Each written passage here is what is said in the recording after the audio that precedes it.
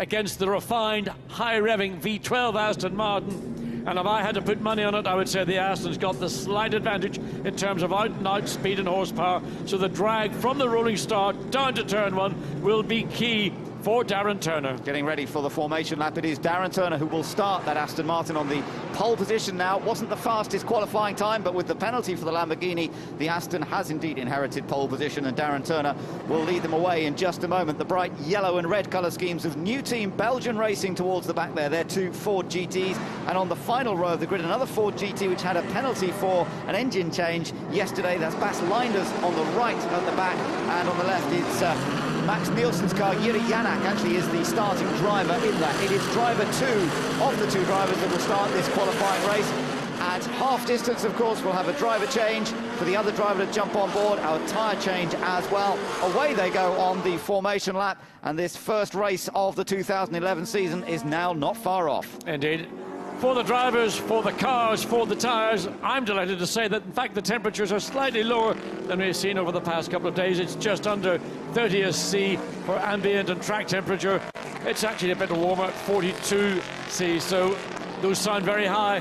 But compared to what we've had over the past 3 days, this is a cool day. Looking at the grid, we've gone through the first three rows. You've got the Nissans all together on the sort of third and fourth rows to the grid. Row 5, there's another Nissan of Campbell Walter and Brabham. The Lamborghini of Peter Cox is next up. Then you've got Steph Dusseldorp, new driver to the series. So is Jamie Camara in a Corvette. He starts in 12th. Then you've got Basseng Lamborghini and Andrea Piccini in his Aston Martin.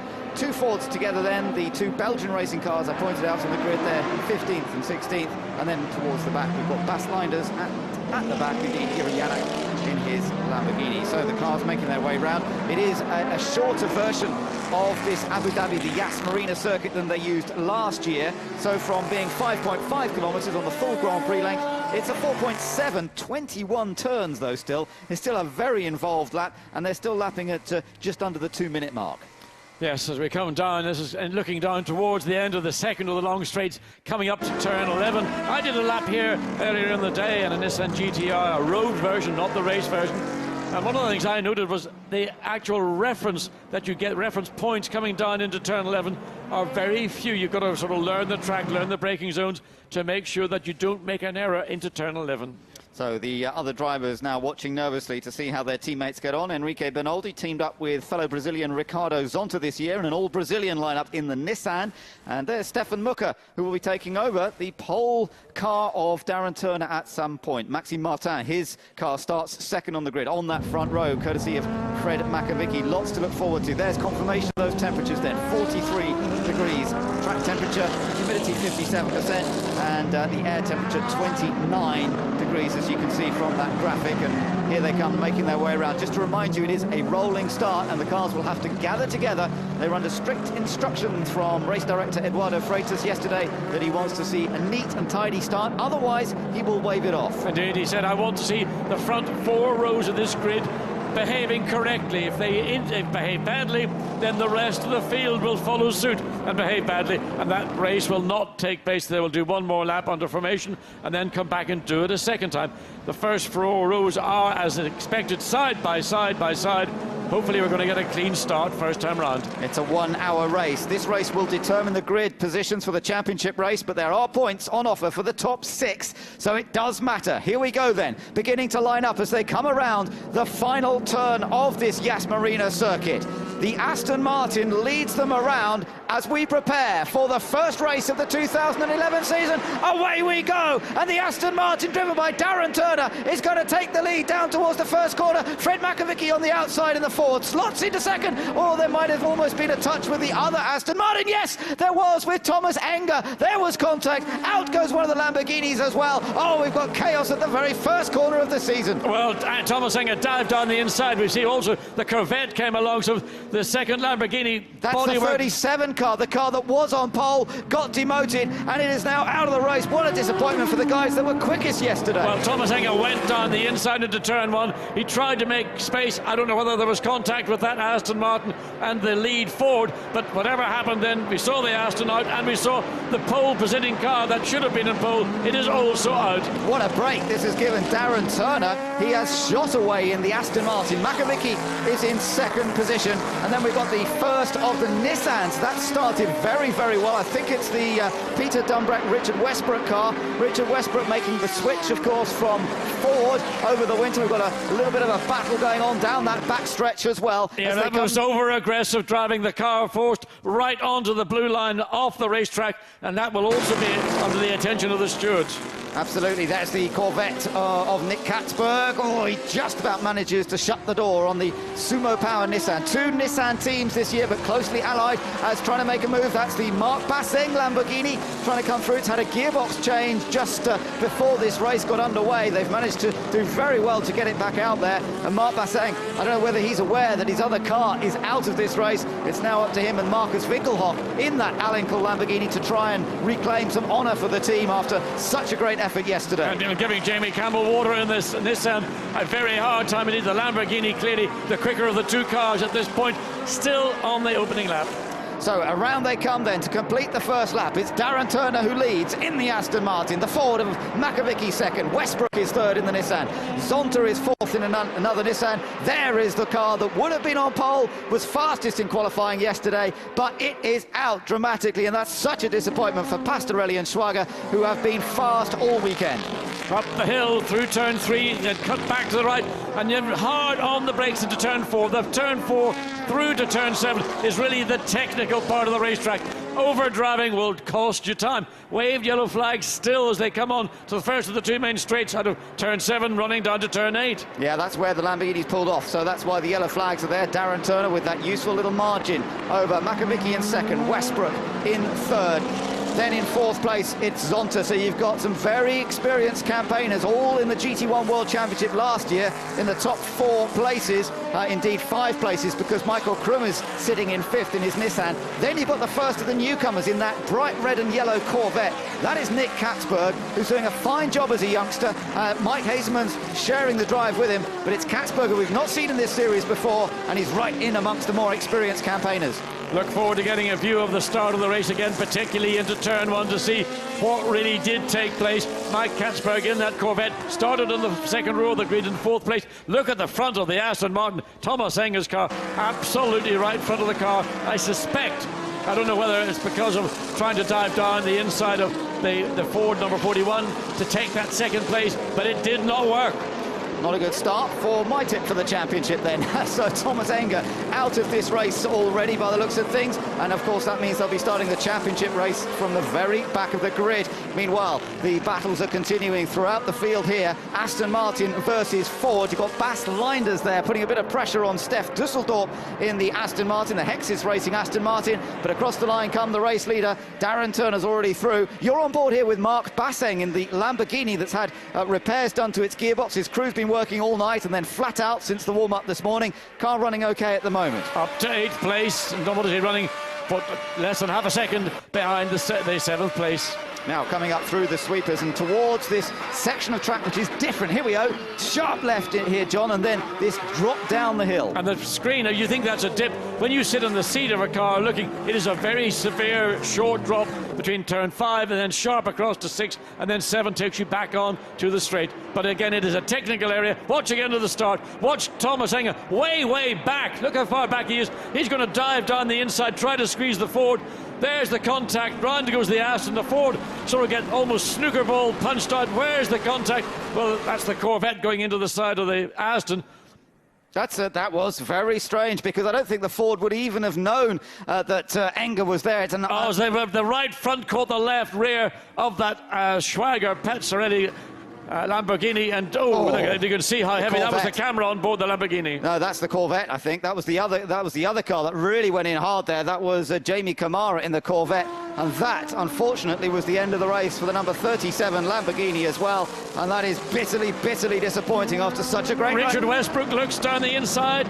Yeah, good attack. This is for second place. So here we go. Richard Westbrook, first time out in the Nissan. Last year he was driving a Ford GT. Now he's trying to get past one. He knows where the strengths of the Ford are, and now he's discovering where the strengths of the Nissan are. Well, I tell you what, the strengths of the Nissan are clearly in the horsepower stakes. At this stage, the Ford, maybe the better handling of the two cars, but in terms of out-and-out grunt, the Nissan has got it.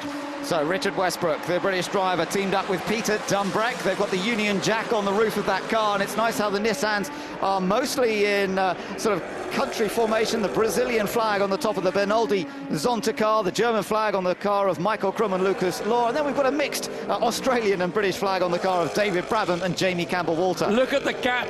Compare that to where we were as we came round the final turn at the start of this lap and where it is now through the handling section. That's where the Ford has got its strength, but when it gets to the straight bits of this Yas Marina racetrack, the Nissan will be back up under the gearbox of the Ford. And this Corvette's also pushing pretty hard behind the Nissan of Michael Krum. This Corvette sitting in 6th place at the moment, trying to chase down the Nissan up ahead as we come down towards the end of the straight. Darren Turner, remember, is still leading the race. He's got an advantage of some 3.5 seconds. Good gap that over Fred Makovicky in the Ford in 2nd, then Westbrook in 3rd. This little gaggle of cars now battling over 4th place effectively. We've got Ricardo Zonta in 4th now. Somebody has had a mishap. Yes, up into turn 4, just under brakes. Difficult to read the racetrack, and just suddenly too much brake, too much speed, pendulum effect, and round she goes. Yeah, Fabien Giroir, experienced campaigner, but he's not been in one of these cars, one of these GT1 cars before, so getting a little bit caught out under braking and pays the penalty. Back with the group, fighting for 4th place. Michael Zonta. Krum in the black of those 3 cars,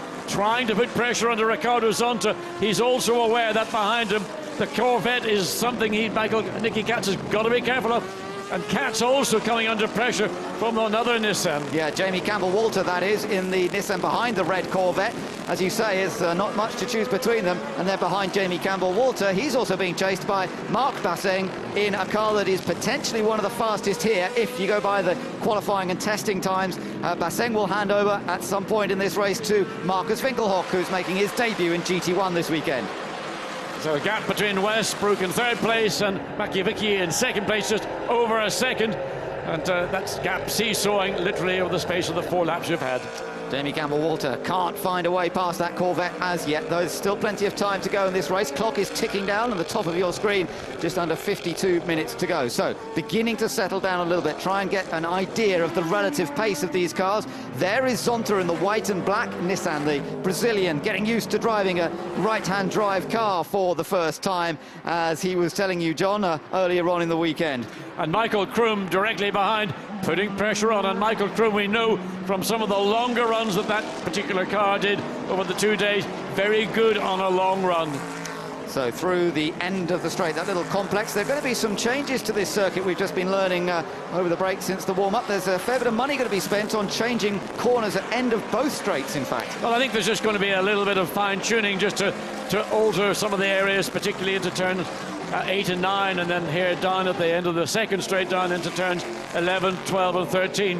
And that's just part of what here the people in Abu Dhabi are doing to make this venue an even better venue for all sorts of car and potentially 2-wheeled motor racing. That's right. So, and look in the background, the Hexis car of Düsseldorf getting squeezed out of the way by Bas Leinders. Bas Leinders goes through, and he is followed by Peter Cox in the number 5 Lamborghini. So he loses 2 places in one go. The 21-year-old who's making his debut in GT1 in that number 3 Aston Martin, maybe just paying the penalty. And in fact, now the 2 Hexis cars are running nose to tail. So Bas Leinders has gained a position. I wonder how quickly now he can close up to this next group. Got a potential to do that, I'm sure. This next group, of course, at the tail of it at the moment is Jamie Campbell-Walter. And there, the Brazilian is onto Michael Krum behind, and then Jamie Campbell-Walter with the lead. Nissan still in 3rd place. He's closed the gap coming across the line at the end of lap 5 to 3/4 of a second. Richard Westbrook once again doing there. We see those cars, 2nd, 3rd cars. Richard Westbrook was one of the stars, I thought, last season when it came down not to just qualifying but getting the job done in the race. Well, we saw the accident at the start of the race going into the 1st corner. Thomas Enger was involved in that. He's in the pits talking to Haley. Thomas, we're just going to take you through the replay on the screen. Now, it was a very ambitious start. Do you believe that it was your fault, or was it down to another car? Well, unfortunately, I did exactly the same what Miguel Ramos did last year, and I took out a few other cars. Yeah, I was a bit too fast into the 1st corner. Unfortunately, missed my brake points and just had a problem Then the others had a problem to avoid me because there was a smoke as well. I'm sorry to the team. We could have been easily on the podium, but unfortunately we have quite a damaged car, and have to apologize to them. And we're just trying to build up the car for the main race, and we'll try to do our best in the main race. But it's not a good start to the season, definitely. Good luck. Thank you, Thomas.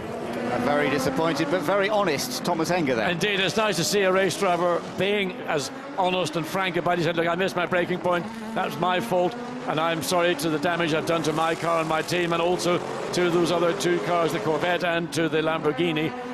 It is motor racing, first race of the season, first corner.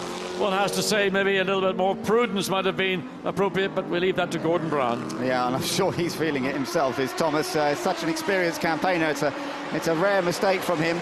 But across the line, this battle for second. You see the Aston Martin of Darren Turner just going through the shot. Then in number 41, Fred Makovicky running in second place. Still under pressure here from Richard Westbrook. There he is in the number 22 Nissan. Good debut this for Richard Westbrook.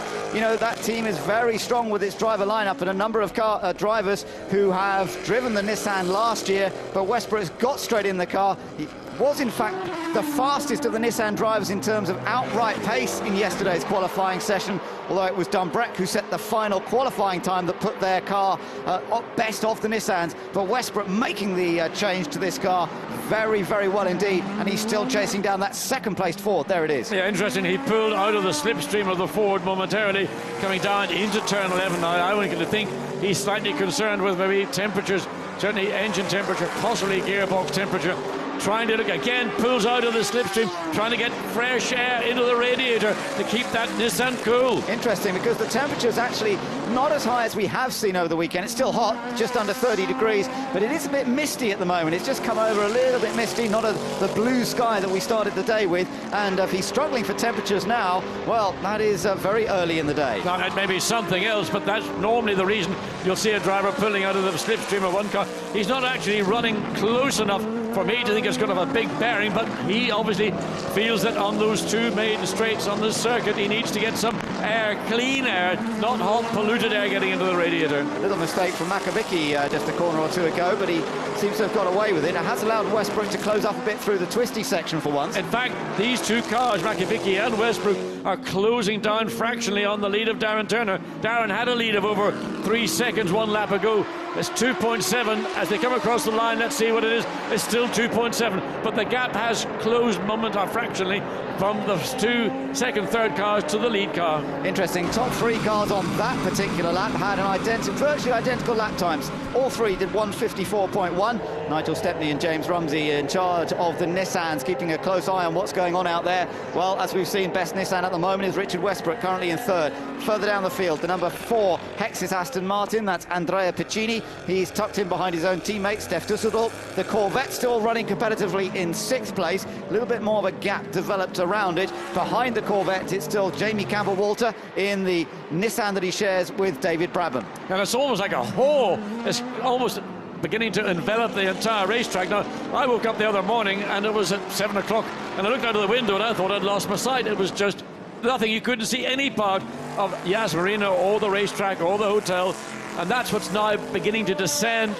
bit by bit on the racetrack. Yeah, very misty. It's surprising, but that's the way it is. And it has knocked another degree off the temperature, just under 29 degrees now. So it's interesting, as the sun gets blocked out, we're definitely seeing a drop in temperatures, but that will help the teams and help them look after their tyres and engines. These Michelin tyres, they're on one set for the first part of the race, a second set obviously after the pit stop and tyre change, but the team's reporting great consistency this year from a slightly revised Michelin tyre. And one of the things that they've done is, particularly again referring to the Nissan, they last year ran the same size tyre front and rear. Now, because of some of those revisions, they're able to run a slightly smaller front tyre, which is a tyre designed to run in the front of a car, whereas the tyre they ran last year was designed to run in the rear of the car. They had to try and make it adapt to the front of the Nissan. There's no doubt the Nissan have done a lot of work. They were really uncompetitive here 12 months ago, and that's not the story now. They are right on the pace in this early stage of the season. Riding on board here with Marc Basseng, let's just watch the start of the guy who is not only a driver, but he's also team manager for these guys. And he's also a mechanic. Yeah. He was working on the gearbox to get the gearbox in the car out, get the spare one that they borrowed from the Swiss racing team into his car. Yeah, no, he works very hard, does Mark. Very nice guy. We were chatting to him for a little while earlier in the week, and very happy to have Marcus Winkelhock alongside him in that car. He'll be jumping in a little while. So 44 minutes still to go. Little bit of a look there from Jamie Campbell-Walter. Yeah, he's closed down that gap. He knows this racetrack better than anybody out there. He spends time out here during corporate days, driving customers around in a two-seater, single-seater, and whatever else is involved. And he has, bit by bit by bit, clawed closer to the back of the Corvette. On the straight, it sort of goes back to even Stevens, but he's also being kept honest because the pace of the Lamborghini behind from Marc Basseng is pushing Jamie Campbell-Walter up to the back of the Corvette. Yeah, Jamie Campbell-Walter, a former FIA GT champion, of course, but he's chasing down a youngster here, the 23-year-old Nick Katzberg. Meanwhile, we go back on board. Just briefly, Marc Basseng, he's the third of those three cars, but Nick Katzberg is the reigning European Renault Megane champion. He won that title last year, taking 7 wins out of 13 races. He's used to some pretty close racing, and I don't think he'd be too worried about this. Well, there's a lot of pressure coming from Jamie Campbell-Walter. He's getting closer to the Corvette, particularly in this second half of the racetrack. Then the Corvette pulls out marginally, just simply under acceleration. There's the seesaw effect. Then hard on the brakes as they go into turn 21. Easy to make a mistake. The track looks very wide from the camera position. In reality, and from an effective point of view as a driver, it's a one-line corner. There's David Brabham. He'll be taking over from Jamie Campbell-Walter. Meanwhile, Mike Hazeman's there. Will take over the Corvette of Nick Katzberg. So there's a lot of interested looks. Marcus Winkelhock's the guy will be taking over the third of those 3 cars. Don't know whether you can read anything into those 3 drivers' body language, but it all could depend on the pit stops and the speed of the tyre change.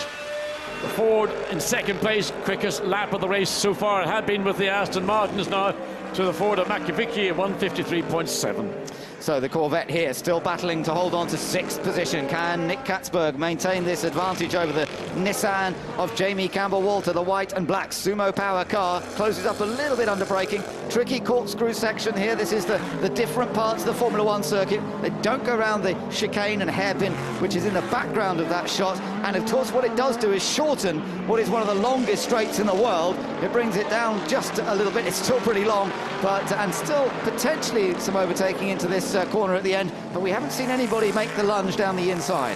Well, I think you've got to be prepared to almost close your eyes and take a chance. I mean, we saw Thomas Enger do that on the opening lap into turn 1. He did take that chance.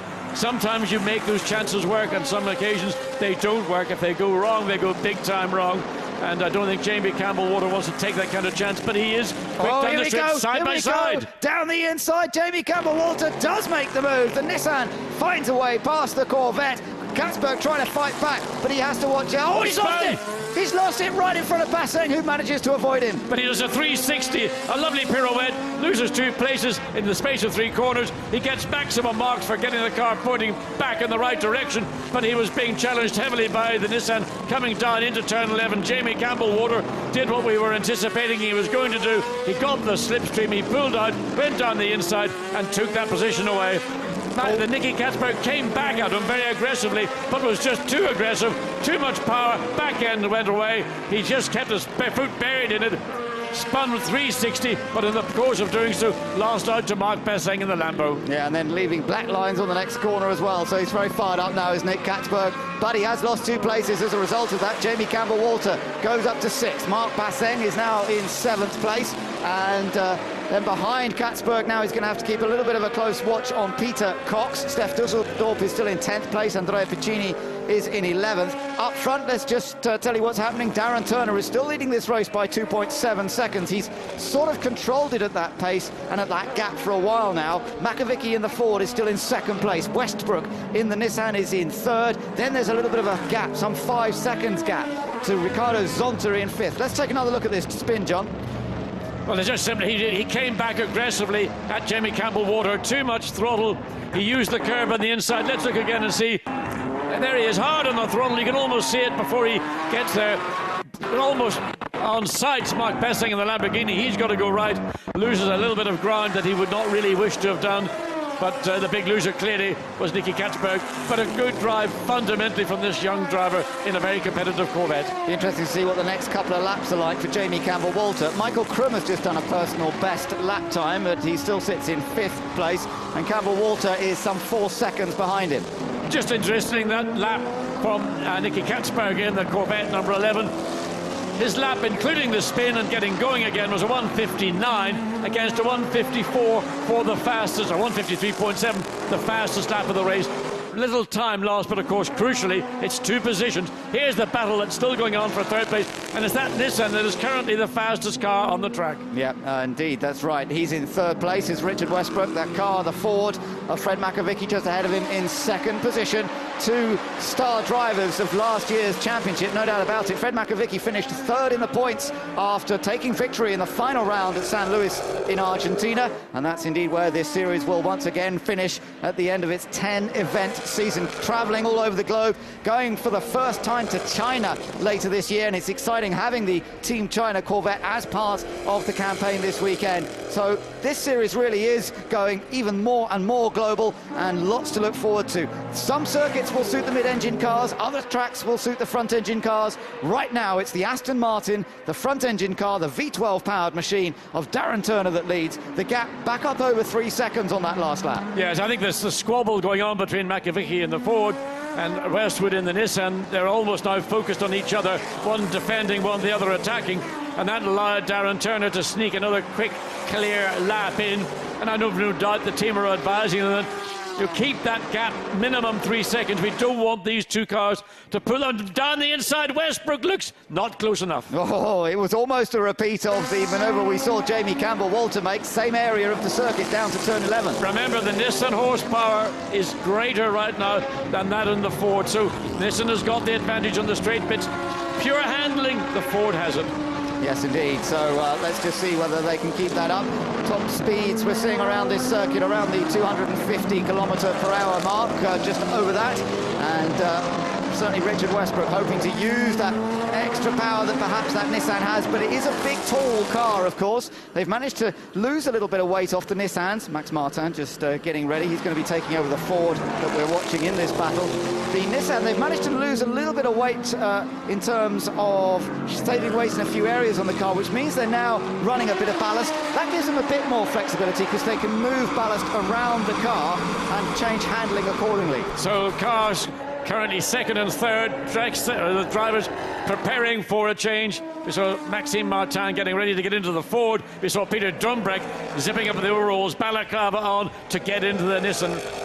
Yeah, we're getting into that time now where we're going to see the pit stops being made. Look at that, the way the mist has come down, certainly over that far part of the circuit, down towards 4, 5, 6 and turn 7, which brings them out onto the first of the 2 straight or straight-ish sections. This has got a little bit of a kink in it, this area. There's the race leader under the bridge and disappearing into turn number 8, as following him McAvicky and Richard Westbrook. So the pit stop's going to be very, very tight, very crucial.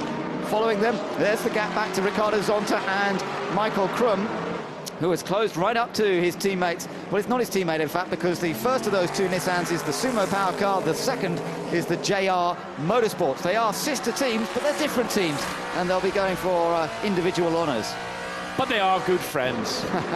So let's see. As they head on down, there's not really a close enough attack there, certainly for Michael Krum. He'll be handing his car over to Lucas Luhr, who's making his debut in GT1, but of course he's an extremely experienced sports car pilot over the years, whether it's in Porsches or prototype cars, and Lucas Luhr will be taking over the all-German car. Meanwhile, here we are back with Westbrook, and it is Peter Drumbrecht who will be taking over from him, and this contest is certainly set to run and run at the moment. The pit window opens when there are 35 minutes to go. I think they're going to have to do another lap because they'll probably cross the line. It's quite tight, isn't it? It's going to be another lap. I think they've got 15 seconds between here and the start-finish line, and obviously they're going to do another lap because they didn't peel off to go into the pit lane. So one more lap. Again, Richard Westbrook in that part of the racetrack runs turns 16, 17, 18, 19, seems to be able to close up to the Ford. But in the quicker of the corners, the Ford seems to be able to pull that advantage back again. And then when it comes down to the sheer, I'd grant us. We see the first Nissan in. The Brazilian car of Ricardo Zonta was well placed on circuit to make the earliest pit stop. That might come to their advantage later in this race. It'll be interesting to see. We're also seeing the Hexis Aston Martin of Stef Dusseldorf into the pits as well. So if you were a little further back, it almost was your advantage to come in earlier there, and that's exactly what the Brazilian pairing of Zonta and Benoldi are doing. Benoldi will be taking over. No change here in the battle for second place. I wonder if we'll see them straight in at the end of this lap. Fred Makovic in the number 41 Ford, ahead of the number 22 Nissan of Richard Westbrook. I wonder would Nissan throw the dice if the Ford does come in, Fred Makovic does come in, would they let Richard Westbrook stay out and try and gain the advantage of an extra lap to try and literally leapfrog the Ford? Because overall lap time, I suspect that the Nissan and Westbrook are capable of going fractionally quicker than they're currently doing when they're running behind the Ford. So it's always that gamble. Do you take the risk, stay out, or do you just follow the car into the pit lane, try to beat them in the pit stop and get out ahead? Peter Dunbrack will be itching to get behind the wheel, I'm sure. We've got a change down there at the Belgian racing team. I think that was Jouard getting in, out, and Leclerc getting in. Now then, coming up towards the latter part of the circuit, got the two left-handers beneath the bridge connecting the two parts of the hotel, turns 18 and 19. Then just turn 20, and then we'll see whether either or both of these cars are going to head in the pits. And what about race leader Darren Turner? Yes, Darren Turner is definitely in right now. So is Makovic, but I think Westbrook could be staying out there. That's the roll of the dice, I thought. I wondered would Nissan take the opportunity.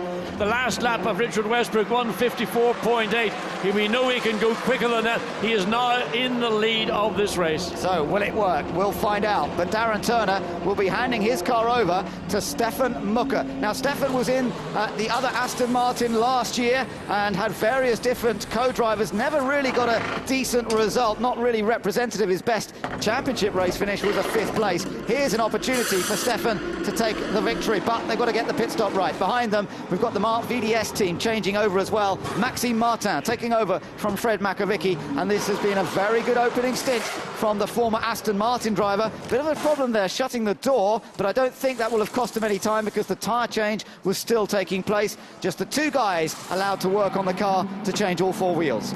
So the Darren Turner, and now it goes out with Stefan Mucker out. on board. And did he follow the Ford? Yeah, he does. He did. Lost position in the pit stop. The Ford has taken advantage. In theory, once the whole pit stop cycle works its way through, that's bad news for Darren Turner and Stefan Mucker. And it's a big surprise because Darren came in with a 3-second advantage, so they really lost time in that pit stop. And the young driver team were one of the fastest on their pit stops last year, so I don't know what happened. Didn't see a specific problem. Stefan Mucker, where's he going? He's got a problem. There's something wrong. I suspect a wheel on that car has not locked on. So Stefan Mucker in big trouble and out. It's the left front, I think, John. I don't think the left front is properly attached. We'll try and see as he comes around, but that is desperately disappointing for Stefan Mucker and Darren Turner, who looks set for a potential victory, and that's both young driver cars in trouble here. Unbelievable. That's the pressure of a pit stop. We wondered why they lost time. Clearly there had been a problem with one of the wheels. Looks like it's the left front, maybe the left rear. Let's get down to the pits. Is unstable.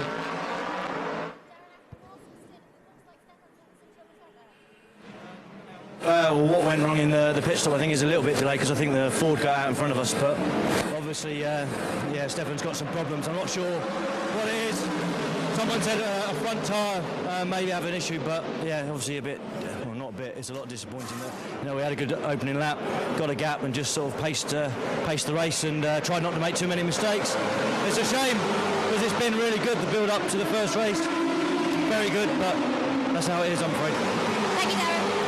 Now, what we could see is a change of lead, because remember, the Ford and this car were battling for second before the Aston had its problem in the pits. So now we're going to find out whether Peter Dunbrack is going to be able to take the lead of this race, and it'll all depend on where this car is. I think he's going to be very close indeed. Of course, remember, you've got to go through the tunnel and come out at the exit of almost turn 3. So with Ford, which is effectively in the lead of this race, comes down the pit straight. There is the Nissan coming down the pit lane, and I think the Ford might have done enough. It's going to be very close when they get up the hill at the exit of turn 3. Let's see what happens. Here we come. He comes through the first corner. Watch out for the Nissan joining from the right-hand side of the track. There it is, and it's going to be side by side as they rejoin and up towards turn 4. Fabulous stuff. Squeezing into the lead is Peter Dunbrack, but he runs wide. Max Martin comes back at him, trying to go around the outside, almost make contact. contact. The Ford gets back in front of the Nissan, but Dumbreck's not finished. He's got the horsepower, remember, in that Nissan. He's going to try and retake him as they come down the straight. One way, then the other. Martin covers the inside. Dumbreck goes to the outside. Dumbreck's chance here to take the lead of the race, but Max Martin holds the inside line. The momentum was clearly favouring the Ford, but the Nissan has got the grunt. He tried to look for a way. He stayed out to the right of the track to try and make the cutback. Now again under the rear wing of the Ford, down the hill into turn 11, goes out to the right again. The Ford stays on the inside to protect the line into turn 11. So again, it's Dumbreck's job to try and go all the way around the outside, which is never easy to do. And Martin, who could have run wide there, keeps it beautifully under control. Nice driving this from Maxime Martin under intense pressure. Really good stuff from both guys, and Peter Dumbreck will be very frustrated, but Maxime Martin, the 25-year-old Belgian who only turned 25 just a few days ago, actually raced a Morgan in GT3 a couple of years ago, was very competitive though last year in the Ford when he was sharing with Bas Leinders. Now he's teamed up with Fred Makovicky, looking strong. Meanwhile, into the pits has come the number 23 Nissan now for their driver change. Michael Krum handing over to Lucas Lohr. Now that's the other Aston back in the pits after its wheel problem. That was the Stefan Mucker car, so they have made it back to the pit lane, but obviously dropped all the way down to the back of the field. Well, Nissan's gamble almost worked. They had a fractionally quicker pit stop than the Ford, but at the end of the day, the Ford had the momentum, and when it counted, coming up the hill into turn 3, was able to keep that position and deny Peter Dumbreck the opportunity to take the lead. Had he done so at turn 3, he could have controlled the pace. He needed to have that position. He couldn't quite get it, and now he's having to do another chase, or a chase of the lead Ford. Waiting for one or two other cars to make their pit stops, but basically this is the battle still for the lead you're looking at here, and it is Maxime Martin in the Mark VDS Ford, a team that ran their Fords last year but never quite got the really top results that they had been hoping for. Best championship race finish that Maxime had last year was a 4th place, so he missed out on any podiums, and this year they're obviously up their game considerably, and Mark VDS now leading this race with the Ford GT, a car that did win here last year in the hands of Romain Grosjean for the other team, the Martech team.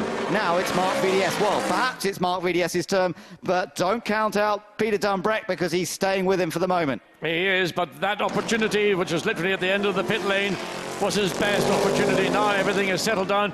Currently, Maxime Martin is lapping slightly slower than his teammate Fred Makovicky. He's only lapping in the middle 155. These cars, we know, prior to the pit stop, are running in the 154s. Yep, so let's see whether they pick up the pace in the remaining 26 minutes of this one. And just looking back down the order a little bit, see who else is up there or down there. Zonta and Bernoldi switched over, and I think that they will now be holding on to 3rd with the demise of the Aston Martin, of course. The Stefan Mucker Darren Turner car is still in the pits, by the way. They haven't gone back out, so I think probably too much damage was done in the incident with the wheel being loose. Sometimes that can damage the hub, and they may indeed have to go to work on that car to get it ready for the championship race later on.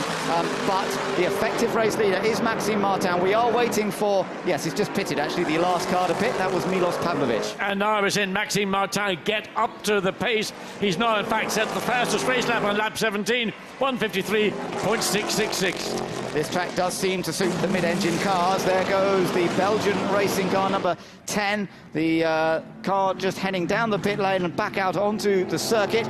But meanwhile, watching this race for the lead for the moment between the Ford GT and the Nissan. These two have got quite a big gap. Just trying to see what the gap back to Bernoldi is, some 4 seconds, isn't it? Yeah, so 3rd place is Enrique Bernoldi. There he is in the Brazilian Nissan, the big Brazilian flag emblazoned on the roof of that car for the 2 Brazilian drivers that are sharing it. The other Nissan of Lucas Lohr is not too far behind, some 3 seconds further back, the German Nissan. And then we've got an Aston Martin, the car of Giulio Piccioni, currently running in 6th place, the Hexis Aston Martin. That could be a one to watch because Piccioni, fast in that car towards the end of last year, might close the gap up to the Nissans. And also now that we've got a revised point score, he is the last car to pick up a point. That's right, qualifying race now scores down to 6th place, so you do get 1 point for 6th place. 8 points on offer to the winner of the qualifying race, but that is dwarfed by what you get in the championship race. It is the second race of the day that scores the big points with 25 points for the win.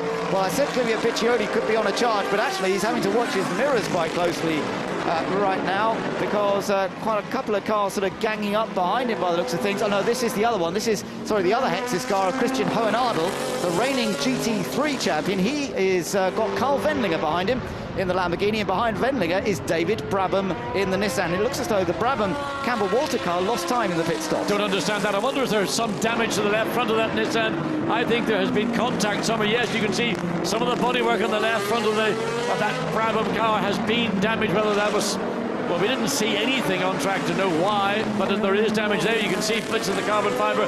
But he's going to be all over the back of the Lamborghini, and he's going to make Carl Wendlinger's life very difficult. That's been an impact, just run into the back of another car. Yeah, that's right. So disappointing. Here goes Brabham down the inside. That was a late lunged into the last corner. Didn't quite come off. He was able to get out of it, and he's up against a very experienced campaigner, of course, in Carl Wendlinger. Of course, by making that commitment to a basically very difficult pass, he's lost out a little bit of the ground that he previously had. So closes up into turn one. Interesting, the Lamborghini not as competitive in turn one as the Nissan was on that little section. David Brabham's first race in one of these GT1 Nissans, first time in the World Championship. Oh, what an incredible record he has. Got a great run. He's definitely got a car potentially of going faster here, and Wendlinger's a little wide. Could be a chance down the straight for Brabham. The trouble is the bits of the Nissan are getting shredded. Bit came off between turns 5 and 6, that little drop down into the final turn 7. So whatever the damage is, it's not going to get any better, it's going to get worse. So two drivers with Formula One experience to their names, but also fast sports car experience, both Carl Wendlinger and David Brabham. Brabham off the back of 2 back-to-back championships in the United States in prototypes, but he's had a lot of success in GT1 style machinery, winning at Le Mans for Aston Martin on 2 years in the GT class. Of course, an outright winner of Le Mans for Peugeot as well in recent years. So David Brabham, really a sports car maestro, but he's up against Carl Wendlinger in the Lamborghini here, and can't find a way past as yet. But the Swiss racing team have not really got a grip on the Lamborghinis in the way that the Al Inkel team. Jamie Campbell-Walter, well, he did a good stint for his car. Watch again, David Brabham, right, can't get any closer, and more of that carbon fibre bodywork about to be shredded. This is good stuff, and it's giving a little bit of a break to Christian Hohenadel, who's up ahead of them in the Hexis Aston Martin, because they're so busy fighting one another, they're actually dropping away from him very slightly. Watch David Brabham try and take a move down the inside into the final turn onto the pit straight. Not close enough, and thinks probably more wisely of doing so. Let's go down to his teammate, Jamie Campbell-Walter. Jamie, how did you find your stint? I know you've got quite experience running on this track. Guys, pretty hot out there, very slippery for some reason. Very little grip in the tyres, but it's the same for everyone at the end of the day. Running well, I made a good start. There was a bit of kerfuffle at the first corner. I managed to avoid it all, and came out behind Corvette, I think it was. 4 or 5 laps in, my teammates, Michael and Westbrook, I think, and Zonta managed to pull away a bit, and the Corvette backed off. So I managed to get by him eventually, which was good. And then, unfortunately, we had a bit of a problem in the pit stop, so we've dropped back down to 10th. But Babs is out there trying his best to get past the Lambo now. So let's see. Thank you. So confirmation, yeah, we thought there must have been a problem in the pits, and Jamie, thank you for that, letting us know that indeed that was the case. Not quite as close this time, David Brabham, to the back of the Wendlinger Lamborghini, but I'm sure he's going to throw in a bit more here. Just a quick mention on the Corvette that Jamie was talking about, John. Of course, we saw Nick Katzberg have that pretty impressive 360-degree spin. Mike Hazelmans has taken that car over now, and it's running in 7th place. Yeah, running in the middle 155s against the quickest running in the middle 154. So the Corvette not able to put a move on to the 38. That's the Mark Bessing, now Marcus Winkelhock behind that car. Now riding on board the number 5 car here, and this car sitting in 9th. This is Wendlinger chasing, well, he's trying to defend from Brabham, of course, behind him, and up ahead of him he's got that Aston Martin of Christian Hohenadel. Carl Wendlinger having to adapt his driving style, because he was in the Nissan last year that was run by a Swiss racing team, was never a particularly, well, I say never, they had flashes of being competitive, but what Carl was saying to me the other day was it would be quick, a very occasionally, and then for no reason they'd lose all pace. Now he seems much happier driving this Lamborghini. Well, it's more like a car that he's accustomed to, the layout of the Lamborghini, more or less like a sports racing prototype, whereas the Nissan is very much, in the true sense, a GT. Yep, big front engine car, taller of course as well. It, from what Richard Westbrook was telling us, easy to spin up the rear wheels with all that horsepower as well on the Nissan, so a gentle right foot is required. Of course, the race version of the Nissan GT-R has to run two-wheel drive, just rear-wheel drive, as opposed to the road car version, which is four-wheel drive, so it has a little more traction perhaps to deal with all that horsepower. But all the cars in this series run as rear-wheel drive only, and it's up to the teams and engineers to sort them out as well as possible. This is still the battle for the lead, not much change here, still a close-run thing between Max Martin and the number 41 Ford and Peter Dumbreck in the number 22 Nissan. They're running 3/4 of a second difference. You can't really get any closer. If you do, you begin to hurt yourself, partly with the cooling, but also with the tyre, and especially the front tyre in the case of the Nissan. So running on board with Lucas Luhr here, he's sitting in 4th place, tucked in behind his teammates. And for Nissan, this is looking pretty strong at the moment. They're running 2nd, 3rd and 4th. It might not be the top spot, but this is exactly what James Rumsey wanted from this team of superstars that he put together. He wants them all to help each other and effectively take points off the opposition too, because that's what they can do with drivers of this caliber. I mean, they didn't bring in 5 new drivers and keep 3 of the previous drivers just because they like to change drivers. They brought on people that were the best available to the team. And it's interesting, somebody like David Brabham, who we've been following a little bit further down the field, should choose to give up a series in the North America where he has won those 2 championships to come and race in GT1. He feels he wants to take a GT1 world title to his CV. Yeah, he wants it. That's right, a world championship to add to what is a very impressive CV already, and fair dues to him. And he was very quick in qualifying yesterday, put in a very fast lap to Brabham in the first qualifying segment. Pretty impressive stuff in his first appearance in the car, but they've obviously, as we've heard, had their problems in this race. 2 leaders though are separated still by just a fraction of a second here. Dumbreck looking close, but can he get anywhere near enough to really challenge Maxime Martin? And Martin has got to keep a cool head here. Still some way to go in this race. Could be on for his first victory in the GT1 World Championship. For that matter, Peter Dumbreck had a qualifying race win last year with his then teammate Michael Krum. He would still be looking for his first championship race win later in the day, but perhaps he'd feel a little bit more confident in this position than Martin. Oh, that was a potential attempt there, and in fact, again, yeah, the Ford lost a bit on the exit too. Yeah, well, it sort of slightly unsettled Martin because he didn't expect the Nissan to make that move as he turned up into turn 16, coming into turn 17. Not really possible to pass into turn 17, but again, applying a lot of pressure into these final 2 turns.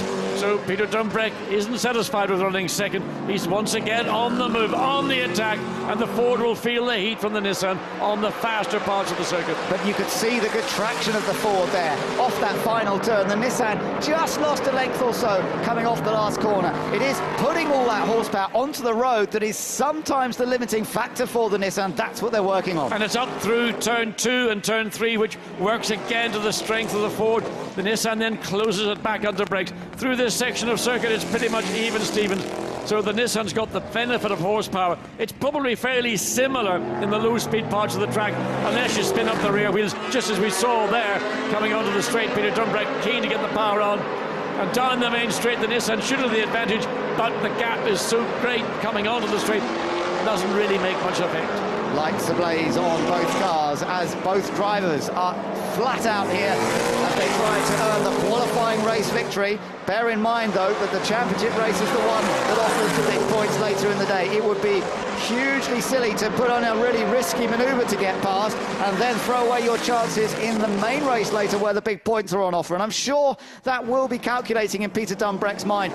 I was talking to him a little bit earlier this morning. He was giving some rides in the car that you took out earlier on, John, when we went out together.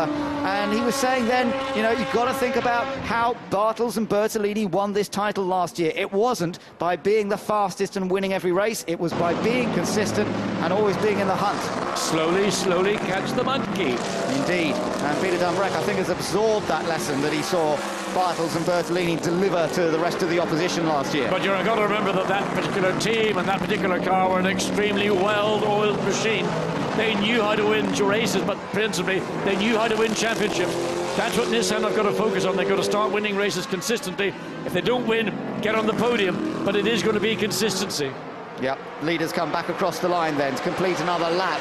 1 minute 54.3 for the race leader and 1 minute 54.4 for Peter Dumbreck. They are shadowing one another, and Dumbreck won't have given up thoughts of winning this race, that's for sure. It depends a lot on how the tyre wear lasts on the two cars. You've got the bigger, taller Nissan here, which no doubt has different weight distribution to the squatter Ford GT, which has that lovely mid-engined configuration, which they would hope, I should say, to look after the tyres very, very effectively. But will that be the case? We'll have to wait and see. The Ford GT is actually the widest car on the grid, just fractionally, but a wider wheelbase than any other car out there. Just take a look. This is the swap for third place here, and up the inside, that was Lucas Law getting past Enrique Benaldi. Yeah, it's a good move down the inside. Careful for both team drivers not to trip over each other and collide and take themselves out. So that's what working in a team is all about. Although they are two individual teams and two individual drivers, they still understand what we were just talking about a second ago. To win races, to win championships, you've got to avoid accidents. So there's first car and second, still shadowing him. So Maxime Martin in the Ford. The Ford, by the way, it is the widest, the longest car, interestingly enough, in the wheelbase terms, not in overall terms, but in wheelbase terms, is the Nissan, but only by a little bit over the Ford. So not much difference between the two of them. Nissan sort of looks longer, but it's taller as well. The big difference between the two is the centre of gravity. The Nissan is the taller of the car. The Ford is approximately 40 inches. That's why the original model was called GT40. So getting that weight down as low as possible is again a big advantage when it comes to handling. Another little race that's going on here still between Christian Hohenadel, Carl Wendlinger behind him, and then still David Brabham. And then further back we've got Marcus Winkel. In fact, further ahead, sorry, I should say, Marcus Winkelhock is sitting in 6th place, and he's behind the other Hexus Aston Martin of Clivia Piccioni. This is sizing up to be quite an entertaining little tussle between the two of them. The Monegasque Clivia Piccioni in the Hexus Aston Martin. And Marcus Winkelhock has been racing in the DTM series in recent years, also famously, of course, led the 2007 European Grand Prix at the Nürburgring, driving, of all things, a Spiker Formula 1 car. Well, in DTM, he was always in an older car, so he didn't really get the chance to show what he can do, and now he's got a chance in a fast Lamborghini. And it is fast up through turn 3 again. You can see just how difficult it is to hold the car. There's a battle, David Brabham. Has he gotten past? I think he has, got past Carl Wendlinger, even with the damage to the left front of the car. Somehow it must have been maybe in those last 3 turns where we've seen David Brabham being very, very combative with Wendlinger in the Lamborghini. Yeah, I think he did the move that we sort of saw him attempt earlier on. A late dive down the inside. Looks as though they've both got away with it cleanly. So Brabham has gained 1 position. That puts him into 9th now. Chases after the Aston Martin of Christian Hohenadel, who's in his first ever GT1 World Championship race, but was a championship winner in GT3 last year. The Callaway Corvette that he drove, back with the race leaders, and Dumbreck a bit further back this time in 2nd place. The gap has opened up a fraction more this time. Well, just over 11 minutes of this race remaining. Sometimes a driver decides, I'm just going to drop back, get a little bit of fresh air, give myself a chance to recompose, then build the momentum, have another attack. Yeah, so let's see whether Dumbreck is going to be able to do that. Still got this mist around us here at the Yas Marina circuit. Not the bright sunshine that we have been enjoying the last couple of days, but it's still a very balmy 30 degrees. So it's going to be hot in those cockpits, particularly for the front engine guys, where the heat comes back off the engine and into the cockpit. It's going to be very warm inside. Of course, when the exhaust on the Nissan exit, the exhaust in the scuttle alongside the driver's door and the passenger's doors, so a lot of residual heat that's got to be dissipated. 3rd and 4th, the other 2 Nissans of Lucas Law and Enrique Benaldi. Meanwhile, down in the pits, there's a slightly anxious Fred Macavicki. Can they get victory here today? Let's go and hear from him. Fred, is Maxime going to be able to hold off those Nissans? Yeah. Maxime do a really good job. I hope that we can keep this result. After start really hot, I can do a stint not so bad, but doing the driver change we have a little problem with the door, because with the contact I have a damage on the left, but I hope that we can keep this result and to do better this afternoon. Thank you. Yeah, good point. We saw there was a problem with the door, and that was the result of the incident with Thomas Enger at the start. Actually, ironically, although the initial contact, John, was between Enger and that Ford, it was caused some other cars that paid the price for it. Well, it's a bit like a snooker ball impact on this. Brabham pushing pressure onto the Aston Martin. Hull in 8th place, the Brabham Nissan in 9th. He's going to look down the inside. He's certainly going to challenge. Can he get down the inside? Can he get alongside? He's having a look. Yes, he is. Said David Brabham, but can he hold it into the apex? He does so. Gains another place. Well, that was a position actually given up rather than won, because the Aston decided, well, I'm not quite sure, but will I let him go through? David Brabham was very clear. The Aston was slightly hesitant and allowed that position to change rather timidly, in my view. Yeah, but it is his first race, remember, at this level, so perhaps he's just being a little cautious. He's now got Carl Fendlinger breathing down his neck in the Lamborghini Murcielago. Well, I think he likes it because he thinks if he's such a pushover for the Nissan, well, I'm going to take a pop, I'm going to do the same thing. That's right, these drivers soon register the body language of another car and see whether a driver is going to be aggressive or a little bit more easy to pass, and Fendlinger will have noted that. So David Brabham's got to the front of this group of 3 cars. It puts him into 8th place now, but he's some way back, I think, from the Corvette of Mike Hazelman, which is still sitting in 7th place. Marcus Winkelhock is in 6th place in the Al Inkel Lamborghini, 5th place for Clivia Piccioni in the Hexus Aston Martin. But remember, up front, with just under 9 minutes to go, the Ford GT of Maxime Martin and Fred Makovicky is still leading and looking to take the first victory of the season, but still being chased by the all-British driver crew in the Nissan. Richard Westbrook drove the early part. It's Peter Dunbrecht doing the job now as we go back down the field once again to Carl Fendlinger, who's trying to get past that car of Owen Arnold. Well, you saw how David Brabham managed to do it down at the end of the second straight. He's not close enough here to give him any real pressure coming up into this rather technical part of the racetrack. He needs just to get the Lamborghini as close to the Aston Martin as he can and pick up the throttle. The Aston slightly wider in the middle of those 3 corners that lead onto the straight. So here we go. Can Fendlinger do anything? That Lamborghini is powerful, but does it have quite the power advantage the Nissan had? He's going to have a little go down the inside, but he's not there. He's not alongside, unlike the situation with Brabham. And that V12 Lamborghini power beat the Aston Martin in an out-and-out powerhouse shootout. Meanwhile, Marcus Winkelhock in the number 38 car, right with Clivia Piccioni, and this is for 5th place, John. So this could be exciting stuff. Marcus Winkelhock is a TTN driver, knows a thing or two about aggressive racing. Let's watch him from on board. Look, I tell you, Clivia Piccioni is one little tough nut. He's not going to make any sort of easy pass to allow the Lamborghini of Marcus Winkelhock to take away that current 5th position that the Hexus Aston is holding.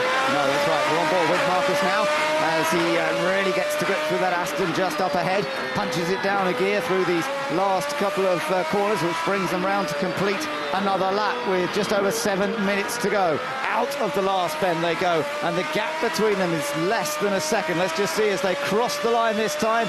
Yep, it's all 4/10, that's all of a second between them, up and towards turn 1. How far behind the next car are they? Well, there's a couple of seconds to Enrique Bernoldi in the Nissan, just a bit further up the road, but you never know, they might be able to close that gap as well. I think the focus is going to be so much on defence on the one hand of Piccioni, attack on the other hand from Marcus Winkelhock, that Bernoldi in the Zonta car, I think probably with the time remaining, isn't going to come into play. But if Marcus Winkelhock can do a move on Clivia Piccioni and make it stick, that's going to be worth watching. It is, yeah. Nice relaxed sort of stance from Marcus Winkelhock at the wheel as he comes down the straight. In towards the chicane at the first part, turns 8 and 9. Now out onto the longer of the straights on this format of circuit, because we're not using the full Grand Prix length. Is there going to be a chance for him down where we have seen a few bits of overtaking? Meanwhile, just looking at the leaders there, because Dunbrecht again has closed up to the back of the Ford. Yeah, and it's just sort of, when am I going to make a move? I've got probably one chance in the remaining 6 minutes, and he's tried to keep the tyre temperature consistent, not overwork the tyre, keep the engine cooling at a level which will allow me to get close to the car when it really will count. So a combination of those two factors, and say Peter Dunbrecht's racing brain, That's the final element that will make a pass possible or not. Yeah, working overtime as he tries to put a bit more pressure on Martin, tries to sound him out, see if he can force him into a little bit of an error. There's a slight wobble from the Ford as it comes out of that last corner, but nothing to worry about. Martin had it all under control, was just hard on the gas, and the car responded accordingly. Into turn one, just watch the behaviour of the car here. Looks good, out to the edge of the curb, but not too wide, up through the far sequence here. The Ford's able to take a slightly more competitive line. The Nissan comes in slightly earlier, a softer line into turn three. I think that still is where the Ford's strength lies, through those sequence of turns 3 and 4. Down the corkscrew section, plunging down to the bottom there, and again Dumbreck's well placed here with the horsepower that we know that Nissan has got. He is tucked into the slipstream. Has the Ford got enough of an advantage? I think it might have. Dumbreck moves out of the slipstream, but he's not close enough. But there's an indication that Peter Dumbreck, with less than 5 minutes of this race remaining, is about to make Maxime Martin's life very, very uncomfortable. It is the qualifying race that we're talking about, and not only will they get some points, there is a change to the ballast rules. Oh, have a look here. Peter Dumbreck just moves out of line, but I don't think he's going to attack. Change of ballast rules, although it won't affect things for the second race of the day. It'll only come into effect at the next event, but you will actually have extra ballast to carry based on your success in the qualifying race at the next event they go to in Zolder, as well as ballast from the championship race. So that will certainly mix things up as well. Well, the Lamborghini of Winkelhock's trying to find a way past Clivio Piccioni. He's been going left and right. The back of the Lamborghini bouncing over the curbs. There's the work behind the wheel from Marcus Winkelhock.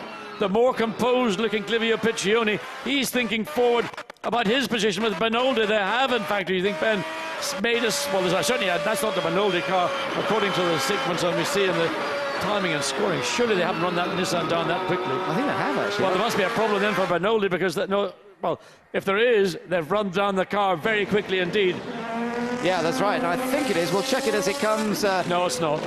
Past us next time around, but looking there at Wendlinger, who's still trying to find his way past the other one of Christian Hohenadel, still hasn't managed to get past that Aston Martin. Looking out of the window, I can see the third place that Nissan go through. You're on board there with Wendlinger. No, it is that Nissan, you know, I've just seen them go past us, so they have caught Benoldi, that other group, and that is going to be very interesting in the closing moments, but we are running out of time, only just over 3 minutes to go for any changes to happen here, and it looks good at the moment for Ford in this qualifying race. And there's going to be another lap at the bit, and that's going to be the 1 hour will be concluded. Nissan has dropped back in second place, Peter Dumbreck. Maybe there's one more last hurrah for Peter Dumbreck, but the defence from Maxime Martin has been absolutely wheel perfect. It has. It's been a beautiful drive by Maxime Martin.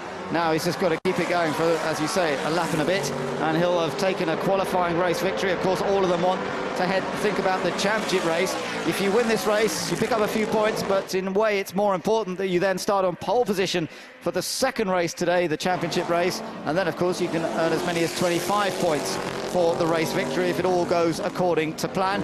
Peter Dumbreck will be aware that it's silly to make a mistake at this point. He and Richard Westbrook have earned themselves a solid finish in this one. Do you think it would be better to start in the second position starting grid, therefore on the inside of the corner going into turn one, than winning the race, getting those additional points, but starting on the right-hand side, knowing that the Nissan has got the horsepower to try and make the drag into turn one? It's a good question, John. I mean, off that rolling start, you would have to say the Nissan may have the edge. So maybe Peter Dumbreck won't be too disappointed with second place in this race, and we'll have to wait and see what happens later on. But for the moment, I don't think he's really close enough.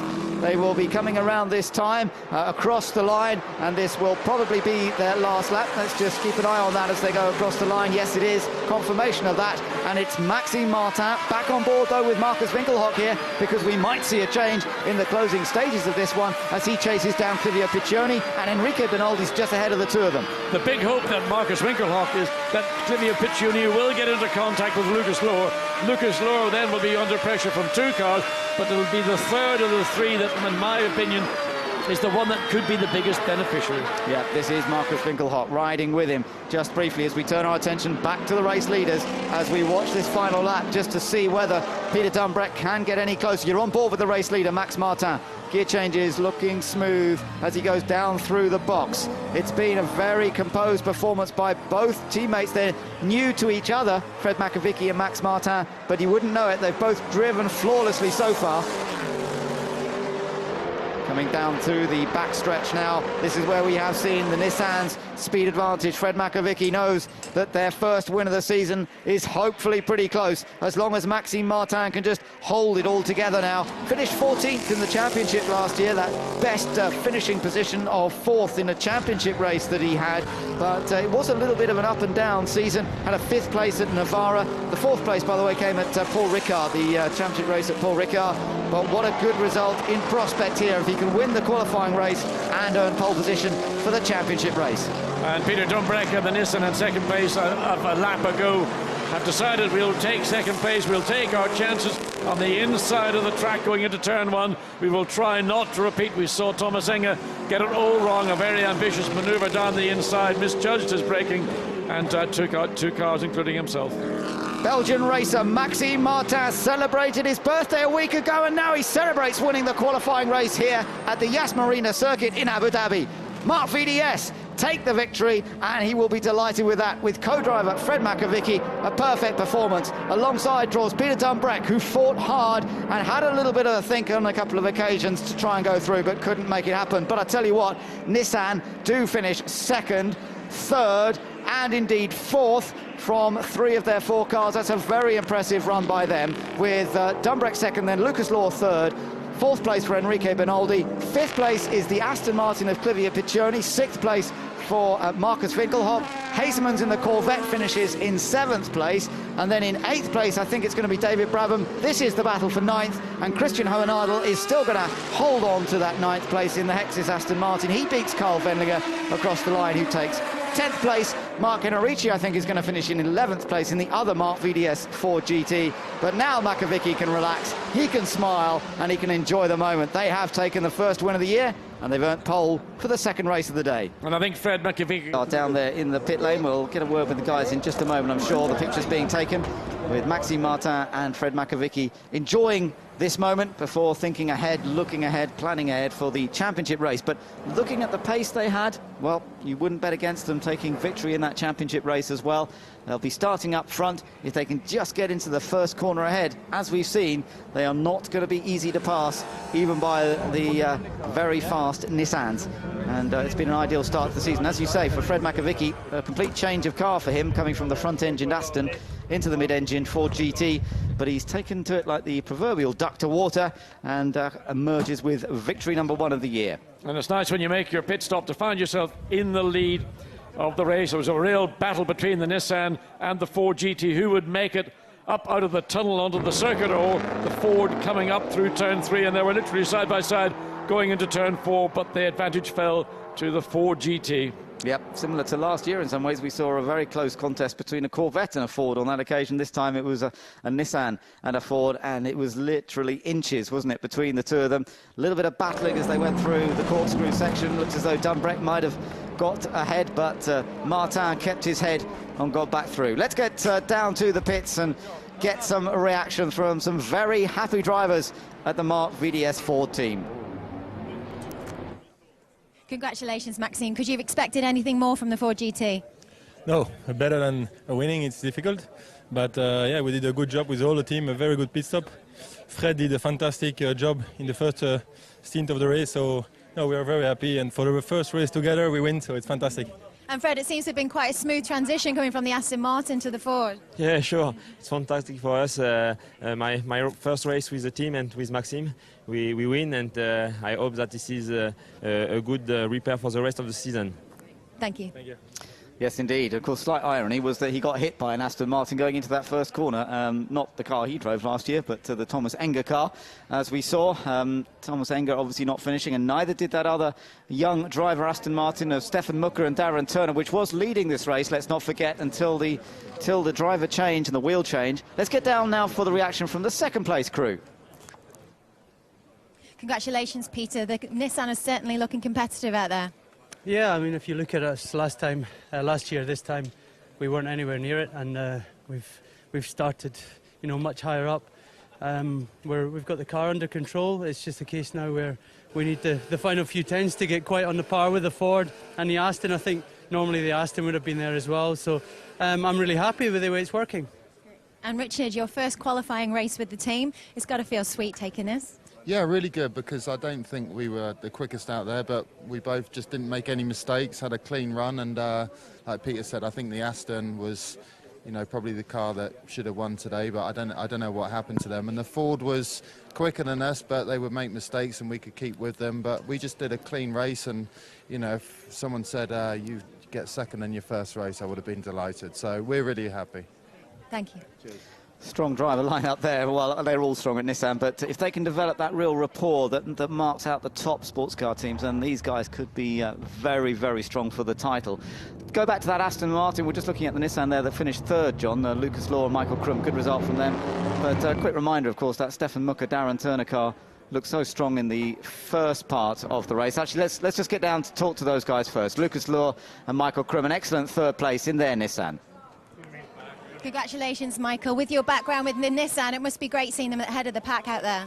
Yeah, it was absolutely a fantastic season opener for Nissan. I mean, you've seen the guys did a fantastic job, the team, and the Nissan GTR run absolutely perfectly. And we can't wait for the main race. It's of course, we have been lucky. Many people have had crashed or retired for various reasons. But still, I mean, I think everybody did a really solid job, and we've seen the strength of the GTR in the race is really there. And Lucas, it's quite the driver pairing we have here. Yeah, I mean, to be honest, Michael helped me a lot this week, and I struggled a little bit, you know, getting used to the car and everything, because we didn't have a lot of prior testing. And all the other guys, they're so experienced on the GT1 cars. It's the first time I drive a GT1 car, but I think we had a solid race. I have to say, thanks to JM, Nissan, Nismo, they did really good preparation from the car, and I'm looking forward to later on when it's a little bit colder, because it's really hot inside the car. Thank you, guys. Congratulations.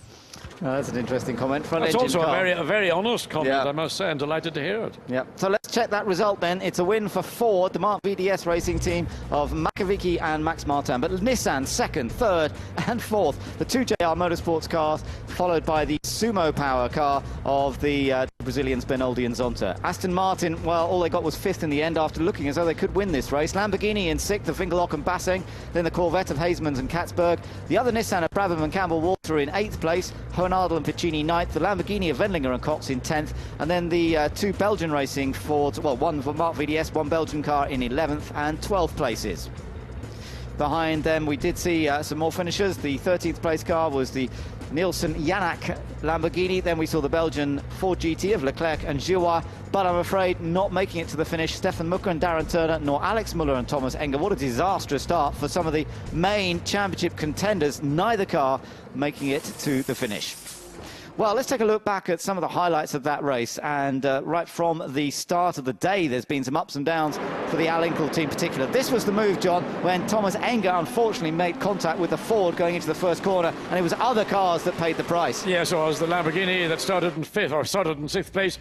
But there, Thomas just way too ambitious. He tried, he made a mistake, he put his hand up and said, I'm sorry, but carnage. 2-3 cars out as a consequence, and spoils in effect what could have been a great race for a number of those teams. Yeah, big contact there for several of the cars. The Lamborghini out of Dominic Schwager and Nicky Pastorelli after being the pace setters this weekend, so bitterly disappointing for them. It was pretty fraught in the early laps, as we've always come to expect, but most of them got away with it. There was the odd little mishap, the odd spin, but everybody else managed to get around okay. Enrique Benoldi waited to take over his car from Ricardo Zonta. That was a spin in front of Carl Wendlinger that we didn't spot at the time, but a nice view from Carl's point of view. I think it was a Baz Lounger's car, but and another spin we didn't. We saw that, we were on board that when the Corvette had been overtaken by the Nissan, and then just too much throttle, spins through 360 degrees and only lost 5 seconds on the lap. Yeah, that was Nick Katzberg. They did manage to still come back. So driver change. Darren Turner came in the lead from the Aston Martin, handed over to Stefan Mucker, but something went wrong on that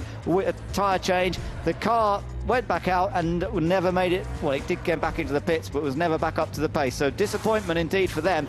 That meant we had a battle for the lead then. This was Stefan Mucker in trouble, trailing back to the pits. The battle then in the pit lane and out on circuit to see which of the cars would come out in front. And it was all going to be the Ford versus the Nissan. Fred Makavicki was out of the Ford, and it was Max Martin who now had the task of trying to defend his position from Peter Dumbreck. This was Stefan Mucker making it back in. Yeah, just got in. You can see the left front wheel already pretty much detached. Jamie Campbell-Water hard race. David Brabham also hard charging, so much so that he got a little bit of damage to the left front of his car, ended up in 8th place. Karl Wendlinger was attacking throughout the race, his first race in the Lamborghini. Michael Krum, meanwhile, was delighted to see that Lucas Law was able to get past the Brazilian Nissan to gain them 3rd place. Nervous moments for Fred Makovicky as he saw his car coming under a lot of pressure from Peter Dumbreck in the Nissan. Meanwhile, Marcus Winkelhock was also on a charge. This was Lucas Law then making that move. That earned the German Nissan team 3rd place, and Michael Krum was going to be pretty happy about that. Yeah, big punt down the inside to take that position away from your teammate, but good work.